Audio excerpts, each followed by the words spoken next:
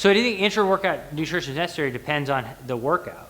So for example, and I think we've talked about this, Charlie may have written some articles about it, but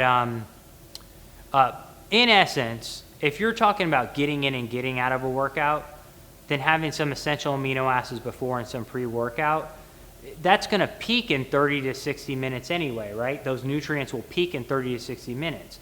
So if you're training for like 30 minutes to 45 minutes, it may not be as important so long as you went in nourished.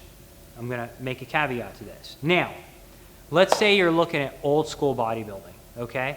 Arnold Schwarzenegger, Serge Nubret, you know, guys from the 70s, guys from the 80s. These guys would train 2 hours at a time. In fact, guys like Lou Ferrigno might train 4 to 6 hours at a time.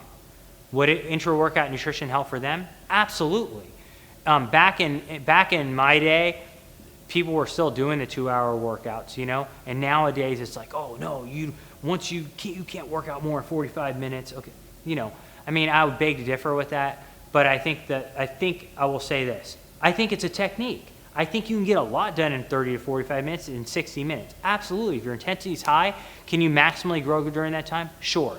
In that case, if you walk in nourished and you have something pre-workout, no.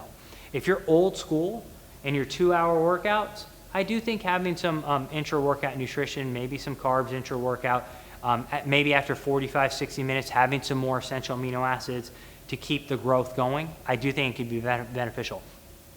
Is there a time where it could help, say, during your workout? If someone is on a very low carbohydrate diet, the one time, and they're doing it to be insulin sensitive or to keep insulin low, the one time that insulin will be forced to stay low is during your workout. And so that's where, like a colleague of mine, Dr. Jordan Joy, I was fortunate enough for him to actually do his master's degree with me a while back. And we collaborated on a project. He did his dissertation on this topic. And he found that when you gave carbohydrates, like either before or during exercise, even if you're keto, you didn't get knocked out of ketosis. So if you're more low carber and a keto, maybe having some of your carbs lightly during the workouts, even if they're short, could cause a reward in your brain. Your brain will somewhat be rewarded because you're not used to carbs.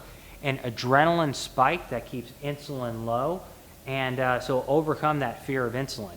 And the pumping action of your muscles will drive those carbohydrates toward the muscles, what we call contraction independent uptake of glucose. When we say independent of insulin. So those are my scenarios.